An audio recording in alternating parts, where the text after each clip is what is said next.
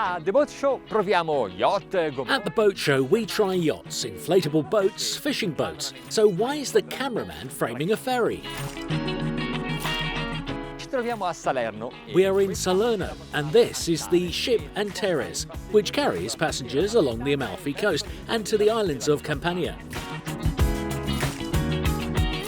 The boat is 20.92 metres long and 5.3 metres wide, has a draft of about 1 metre and can carry 1, 2, 3, 4, 175, 76, 77, 78, 79, 80, 180. And the life jackets? 1, 2, 3, 4. La sua particolarità è che possiede Its particularity is that it has 2 boarding ramps, one aft and one forward, and 2 driving positions.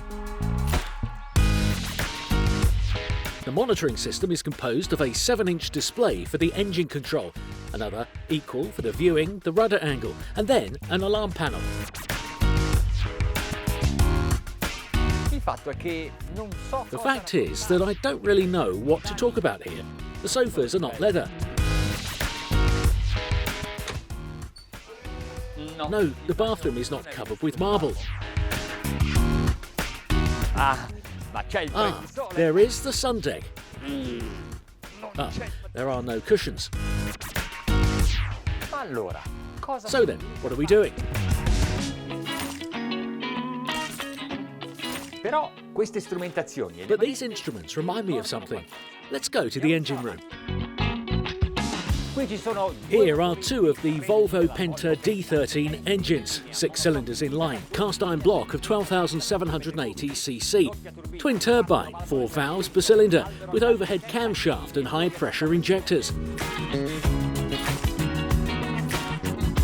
il The sistema propulsion system is entrusted to the pod drive Volvo Penta IPS 3 model.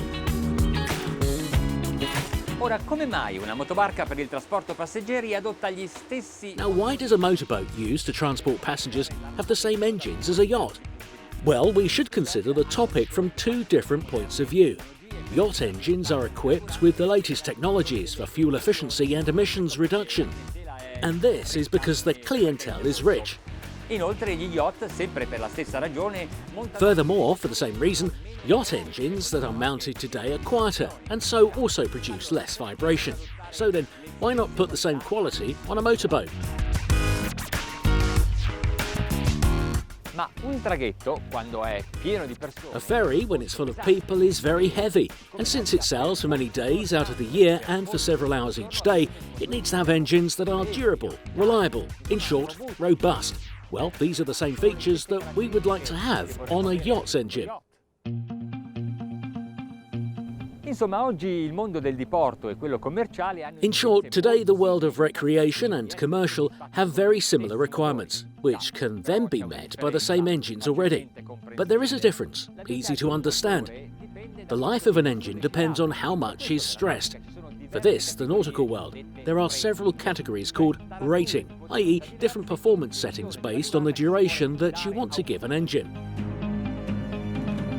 Per esempio, i motori che abbiamo su questo For example, the engines that we have on this unit, the D13, are rated at 900 horsepower, 2,300 revolutions per minute. On almost all the pleasure boats on which they are installed, while for commercial use, Det Norske Veritas, the Norwegian class society, has endorsed them to 700 horsepower at 2,250 revolutions per minute. con un po' di potenza in meno, la loro With a little less power, their duration extends a lot.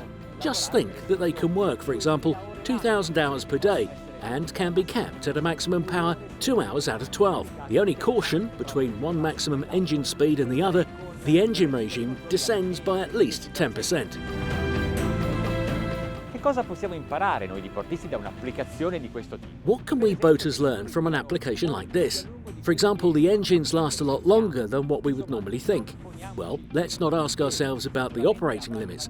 Surely they will have a longer life than that of our boat. And then there is another important consideration. The engines won't always run at their maximum.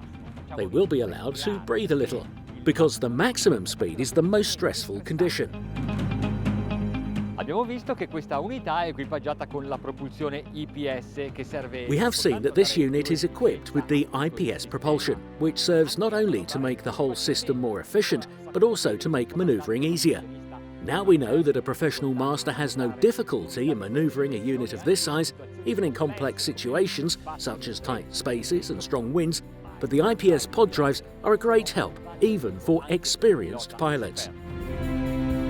Questa applicazione fornisce poi un altro importante elemento di discussione a noi diportisti. Chi dubita dell'affidabilità del pod drive di Volvo Penta? This application then provides another element of discussion for us boaters. For he who doubts the reliability of the Volvo Penta pod drive, consider that the Antares every day makes about 40 berths. And as for now, this boat has sailed about 100 days, so has made 4,000 berths. Now, a pilot, however experienced, during a berth always carries out at least 4 or 5 manoeuvres.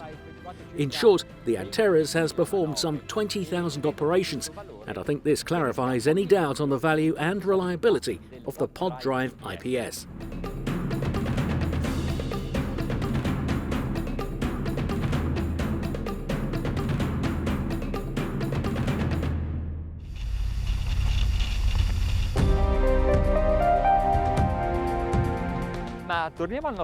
But back to our ferry Antares. What are the benefits from this type of installation? Let's look at some data. With the motors at 1,000 revolutions per minute, the boat is travelling at 9 knots, and at this moment the consumption is 3.6 litres per mile. We are sailing along the Amalfi coast, precisely toward Amalfi. We have given some gas and we are now at 1,750 revs per minute, and the speed has increased to 17.5 knots. The fuel consumption is 7.5 litres for each navigation mile. It seems a bit like being on a yacht. You control it more or less in the same way. This boat has been in service since July, and in the last 4 months it has completed approximately 1,000 hours of navigation, carrying passengers at an average speed of 17.5 knots. Ebbene, il consumo di carburante è stato del 30% inferiore rispetto a una. Well, the fuel consumption was 30% lower than the previous vessel owned by the same owner, which had the same transport capacity but less efficient engines.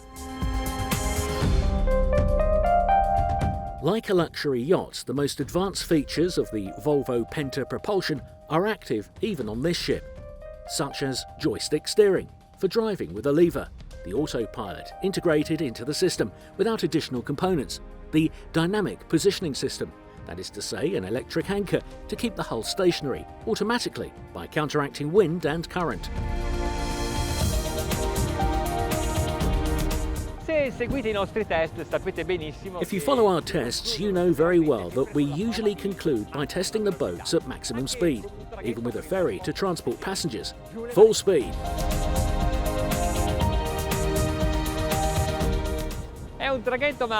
It's a ferry, but we are sailing at 27 knots.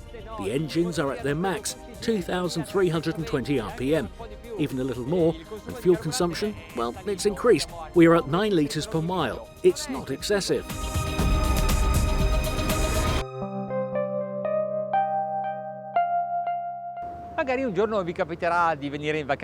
One day you might happen to come on holiday here, and who knows, maybe you'll be one of the passengers on the Antares. You might be reminded of this service and the efficiency of this Volvo Penta propulsion system.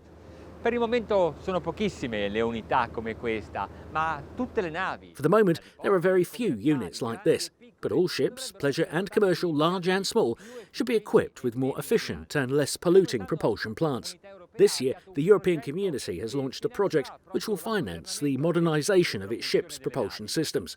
We hope to soon see other applications like this.